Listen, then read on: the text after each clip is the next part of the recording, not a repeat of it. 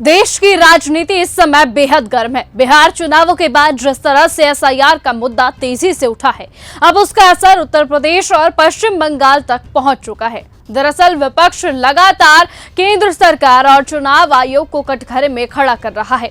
चुनाव आयोग और केंद्र सरकार को पक्षपात और गड़बड़ी के गंभीर आरोप झेलने पड़ रहे हैं और इसी क्रम में अब समाजवादी पार्टी के प्रमुख अखिलेश यादव ने एक बहुत बड़ा और संगीन बयान दे दिया है। समाजवादी पार्टी के प्रमुख अखिलेश यादव ने एक ऐसा बयान दिया है जिसने बीजेपी और चुनाव आयोग की साख पर सवाल खड़े कर दिए हैं। अब आपको बताएं कि दोनों के बीच की मुश्किलें भी समाजवादी पार्टी के प्रमुख अखिलेश यादव ने बढ़ा दी हैं। भारतीय जनता पार्टी, उनकी सरकार, उनके अधिकारी और चुनाव आयोग मिलकर के ये तैयारी कर रहे हैं कि 2024 में जिन विधानसभाओं में समाजवादी पार्टी जीती है, इंडिया गठबंधन जीता है, उन विधानसभाओं में 50,000 से ज्यादा वोट काट दिया जाए एसआईआर के बहाने। यही यूपी में हो रहा है, यही वेस्ट बंगाल में तैयारी चल रही है। अखिलेश यादव ने यह दावा कर दिया है कि उत्तर प्रदेश और पश्चिम बंगाल में बड़े स्तर पर एसआईआर की तैयारियां चल रही हैं और यह सब कुछ बीजेपी, उसकी सरकार, उसके अधिकारी और साथ ही साथ चुनाव आयोग की पूरी तरह से सहमति के साथ हो रहा है। आपको बताएं कि अब अखिलेश यादव का ये सीधा आरोप है कि ये सब कुछ चुनाव आयोग और बीजेपी के अधिकारी, साथ ही साथ बीजेपी की सरकार की मिलीभगत से करवाया जा रहा है। अखिलेश यादव का ये बड़ा आरोप है कि साल 2024 में जिन विधानसभा सीटों पर समाजवादी पार्टी और इंडिया गठबंधन जीता है, वहां पर 5,000 से भी ज्यादा वोट कैंसिल करने की तैयारी की जा रही है ताकि उन सभी सीटों को फिर से अपने पक्ष में किया जा सके। आपको बताएं कि इस तरह का संगीन आरोप अब अखिलेश यादव ने सीधे तौर पर चुनाव आयोग और बीजेपी पर लगा दिए हैं। आपको बता दें कि अखिलेश यादव ने कह दिया है कि बिहार चुनावों के बाद हमें मीडिया, सोशल मीडिया और कई स्रोतों से ये जानकारी मिली है कि बीजेपी चुनाव आयोग के साथ मिलकर उत्तर प्रदेश और वेस्ट बंगाल में तैयारी कर रही है, यानी कि एसआईआर का बहाना बनाकर हजारों वोट काटने की कोशिश अब की जा रही है ताकि विपक्ष को नुकसान पहुंचाया जा सके, यानी कि सीधे तौर पर इंडिया गठबंधन को नुकसान पहुंचाया जा सके। उन्होंने ये अपील कर दी है समाजवादी पार्टी के सभी कार्यकर्ताओं से कि अब पूरी तरह से वो सब एकजुट हो जाएं और पूरी जिम्मेदारी से वोटर लिस्ट की जांच करें, साथ ही साथ बीएलओ से भी जाकर मिले और जहां भी गड़बड़ी मिले